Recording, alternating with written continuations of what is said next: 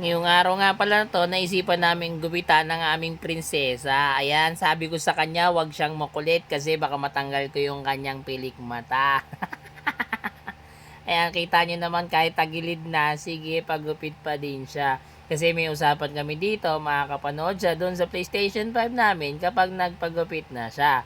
So ito nga, dinadaan-daan natin kahit di naman tayo barbero, ginagawa natin yung ating makakaya. So sa part na 'to kinakalikot niya na yung ilong niya kasi nga na lalagyan na 'to ng buhok. O ayan, kita niyo naman 'di ba? Ginagaya nga pala namin dito sa gupit niya na 'to si Hinata, yung sa Naruto kasi siya yung Our Lady Hinata. Ayan 'no, mukha na siyang Lady Hinata kaya lang tabingi. So ayan, sige gupit pa rin tayo. Gupit lang ng gupit hanggang matapos tayo.